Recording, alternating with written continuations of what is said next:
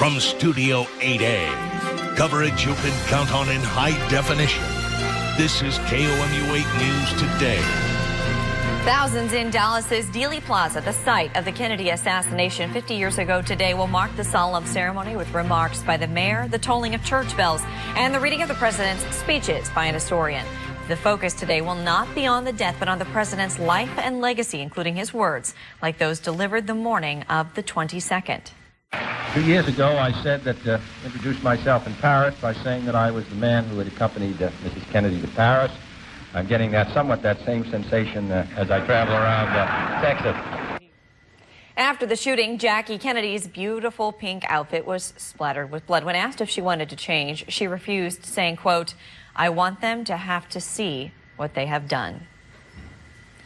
A court hearing scheduled for Jake Gassler. What's new on the case?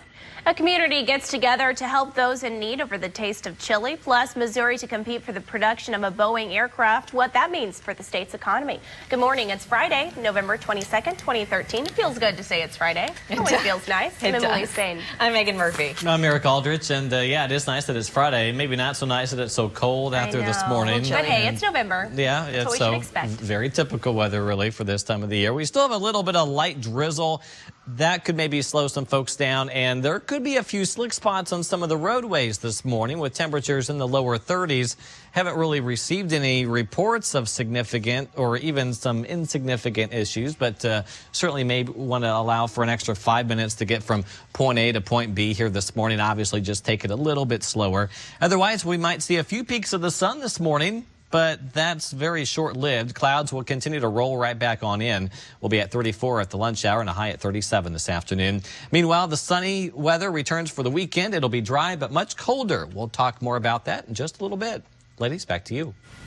Okay, thanks, Eric. And a Voss man arrested after an investigation revealed inconsistencies with his story, set to appear in court today. Jake Gassler is accused of second-degree murder and first-degree assault after physically beating two men. KOMU 8 Shane McAllister is live in Fulton with more on today's hearing and the case.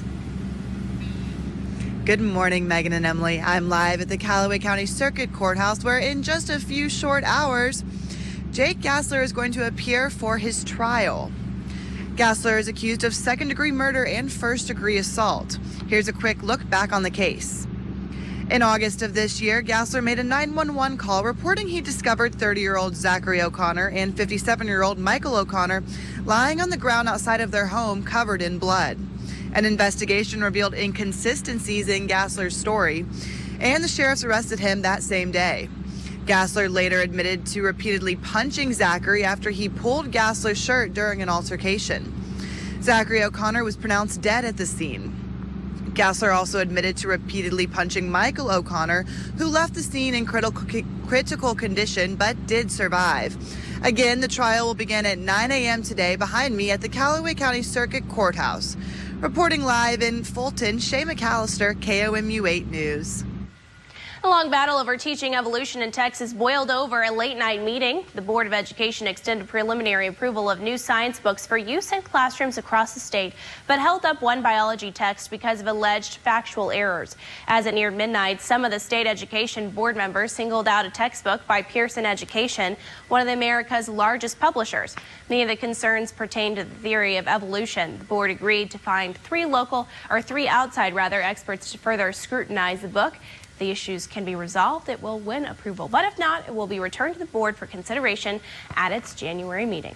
Now we'll talk about your local news. The Mexico Future Farmers of America chapter is hosting a chili supper tonight to raise food items for the Audrain County Help Center.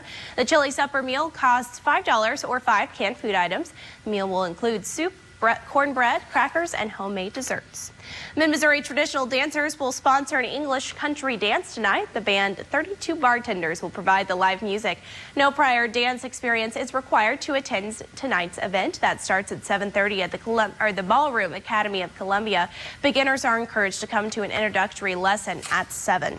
One group will get together in Columbia tonight to share dreams. The School of Metaphysics organizes the event to provide an open venue for people to discuss their dreams. The topic this month will be holiday dreaming. The event is at 7 in the evening at Caldy's Coffee. Meg. Welcome back. Here's a look at what's new right now. The death toll of 32 people is announced at this hour after a roof collapsed on Thursday at a grocery store in Latvia's capital. It collapsed during rush hour shopping, but there's still no known cause of the collapse, but police officials think it may have something to do with poor construction work and building design flaws. A battle for a Syrian army base kills 24 rebels and counting. The government has said to still maintain control over the base despite the opposition's fierce efforts. The military compound called Base 17 is located northeast of the city of Al-Raqqa, one of the first cities in Syria to fall completely into rebel hands since the Syrian crisis began in March of 2011. Since then, more than 120,000 people have died due to the uprising. Now you know the newest. Here's the headlines in the day ahead. 3 women have been freed after being held captive in a London house for 30 years. One of the women is believed to have spent her entire life in domestic slavery, according to British police. The women are now safe in an undisclosed location working with trauma experts. London police arrested a couple earlier Thursday on suspicion of forced labor and domestic servitude. The names were not released, and police say they're not British nationals. 1 child dead and 4 others seriously injured after a car plunged in an icy pond in Minnesota Thursday. According to the State Patrol, 5-year-old Zanavia Rennie was dead. The other 4 children, ages 1 through 7, suffered serious injuries. The car they were traveling in ran off the road into 9 feet deep freezing water early in the morning. The driver, 23-year-old woman, got out of the car on her own and suffered no apparent injuries. Now, your live Doppler 8 First Alert weather with meteorologist Eric Aldrich.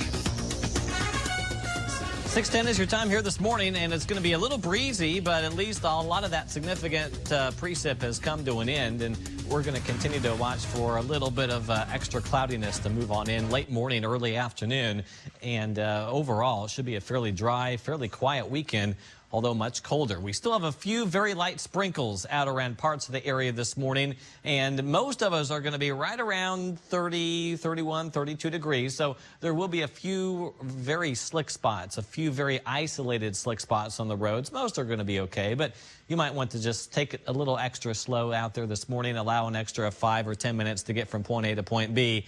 But we're going to continue to keep a lot of the clouds around. By 9 or 10 o'clock, there could be a few peaks of the sun from Macon to Brunswick, Moberly, maybe the Marshall area, Harrisburg, right around Paris. But I think once we get on into the late morning, more clouds will continue to roll this way. That'll kind of remain in place throughout a good part of our afternoon. And actually on into a good part of our Friday evening. Late tonight, after midnight, some of these clouds roll on out of here, and the skies actually will start to become partly cloudy. Eventually, by tomorrow morning, lots of sunshine, and that's going to stick around throughout a good part of the upcoming weekend. The winds are going to be a little breezy this morning, so overall, we'll have wind chills back into the, let's say, lower 30s all morning long, right on into the afternoon. Winds today from the north and eventually the northwest at about 10 to 15 miles per hour. So at least that's going to continue to kind of help evaporate some of that water that we had out there from yesterday, but certainly will make it feel rather chilly throughout a good part of the afternoon. We're back into the upper 20s and lower 30s right now. It's 29 over at Brunswick, 30 over at Moberly, 33 at Mexico, 35 at Herman, Rollins at 34, 30 at Osage Beach, and Boonville checks in at 31. Still have a little light sprinkle activity, otherwise lots of clouds, 32 degrees. The wind a little brisk, north-northwest at 12. Air pressure continues to rise and is a little higher than what it has been, 30.43 there. All the significant rain and snow and everything else moving back and across parts of Iowa this morning, moving on out of the state of Missouri. Although there could be a few very spot sprinkles, maybe a brief little flake of snow here or there. But certainly as we work our way on into the afternoon, another batch of low clouds will continue to stream this way. Temperatures will warm back into the upper 30s. There could be a few low 40s out there. Lower 40s, that would be a big exception, I think. Upper 30s is more like it. And, of course, when you factor in that brisk wind, we'll have wind chills that'll make it feel more like, let's say, the lower 30s throughout the afternoon. Lots of clouds, breezy and colder, 37, the best we can do here today. Overnight, partly cloudy after midnight. We're down to 24 for the overnight low temperature. And then lots of dry time and sunshine for the upcoming weekend. 34 degrees, we'll do it for a high on Saturday. So it's much colder, but it will be sunny. And certainly a lot more in the way of sunshine will stick around throughout the rest of the weekend. 33 for Sunday. By Monday, we'll have a little extra cloud cover. 40s will do it for highs early next week, and then another little front slides through, but it comes through dry on Wednesday. We'll have highs on Wednesday and Thursday in the 30s. 6:12 is your time. Ladies, back to you. Okay, thanks, Eric. 50 years ago today, President John F. Kennedy was assassinated. This afternoon, thousands will gather in Dealey Plaza to honor the fallen president. Reporter Tori Dunnan has a look back. The motorcade moves into the downtown area. November 22nd, 1963. The world watched the news in horror, then grieved. A shocked nation weeps. The assassination of John F. Kennedy forever changed the country and the city of Dallas. It was a November warm day. Hugh Ainsworth was a 32-year-old reporter for the Dallas Morning News. He witnessed the assassination. It was pandemonium because we didn't know who was shooting, how many were shooting, or where the shots were coming from. And this headline, sort of says a lot. Tom Huang is the Sunday editor for the Dallas Morning News. Headlines from that chaotic week reflect the pain, anger, and confusion of the time. Eventually, people across the country began to say, well, is Dallas the city of hate? Are we blaming Dallas for the killing of JFK? This is the first shot. Many are marking the anniversary of the assassination by reliving that fateful day, looking up at that infamous sixth-floor window. That is the former Texas School Book Depository Building. And taking tours like this one that help people understand what it was like to be here in Dallas on that day some 50 years ago. And right here is where the shots rang out. Memories that still bring people to Dallas. It took me right back to 1963. Honoring a young president whose life and legacy were cut short. It was just a very great shock. In Dallas, I'm Tori Dunnan. Here's a reminder, if you want to comment on or question the way we cover the news, go to our website, KOMU.com. Then watch Fridays on KOMU 8 News at 6 for your view of the news.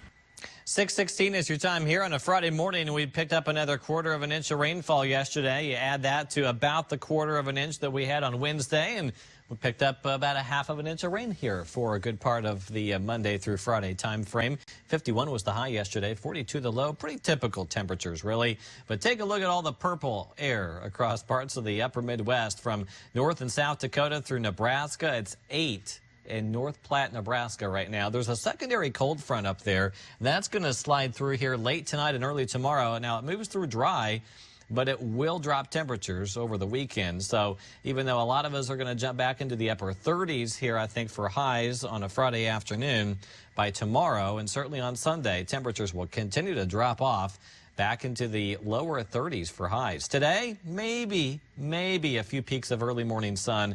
Otherwise, lots of clouds throughout the late morning, early afternoon. Along the way, we jump up to a high right around 37. UPS rising shipping rates right after the holidays, and the new Hunger Games film posed to catch fire at the box office. I see what they did there. That was very clever. Here's Jane King with your Bloomberg Business Report.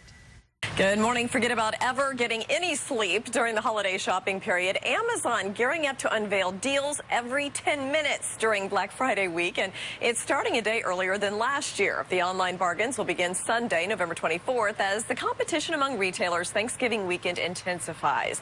Now, this year's lightning deals will include a 32-inch LED TV for $98 and 50% off the Amazon LeapPad 2 Doc McStuffins bundle. Now, in the meantime, if you're a McRib fan, you better ask your local franchise to stock it. McDonald's says it's leaving it up to stores to decide whether to offer the pork sandwich with a cult-like following. The McRib's been on the national menu the back half of the past 3 years, but now AP says the fast food chain has other national priorities, like its new Mighty Wings. And if you have something to say at the office, say it fast. I'll tell you why after this. Investors this morning looking at quarterly results from retailers, including Sears and Target. Yesterday, JCPenney reported some progress in fighting a sales decline. But stocks fell after the Fed signaled it may be ready to scale back its massive stimulus. Now, if you have something important to say at the office, you better do it fast. A new survey says 75% of the professionals it surveyed admit they lose interest in a minute if a presentation doesn't have a clear point. The Brief Lab also says more than 43% give up on complicated or long emails in the first 30 seconds. At the New York Stock Exchange, I'm Jane King with the Bloomberg Business Report. A push for a new plane to be produced in Missouri and a new way to get around in Kansas City. KOMU 8's Blair Ussery is here with your news from around the state on this Friday morning. Thank you, Megan. Governor Jay Nixon says his administration will work quickly and aggressively to land Boeing's next-generation commercial aircraft. Boeing is expected to choose a location for producing the 777X by early January. Nixon said he met with company leaders in St. Louis and the meeting was productive. He says production of the aircraft would be a massive shot in the arm for Missouri's economy. The next phase for a city streetcar system in Kansas City is moving forward. The city approved a study of several corridors, which should be completed by April. This would set the stage to build the next 8 to 10 miles of streetcar line over the next decade. A 10-mile streetcar expansion is projected to cost up to $400 million.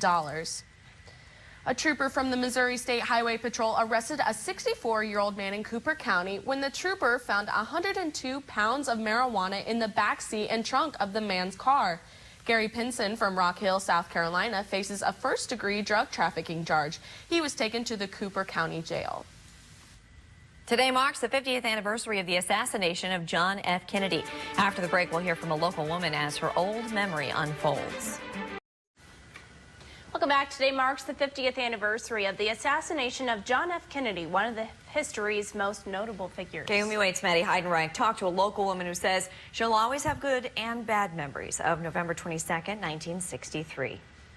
I took the picture, and it wasn't more than an hour that on the TV waiting their chance to see the president came the news of President Kennedy's assassination. The President of the United States is dead.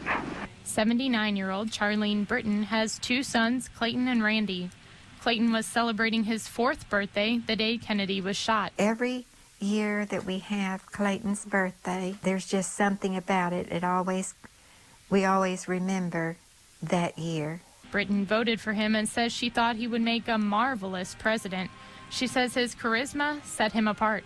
If he had a news conference or something, he was so quick-witted, he would, have a direct answer real quick and kind of give this little laugh with his mouth turned to one side. She continues to read about the Kennedy family and says she could still cry today just thinking about seeing little John saluting his father as the casket went by. Maddie Heidenreich, KOMU 8 News, Boone County. Later today, we'll hear from more voices in the community. Where they were and how they heard about JFK's assassination. A man accused of brutally beating his neighbor is set to appear in court in just a few hours. I'll tell you who coming up.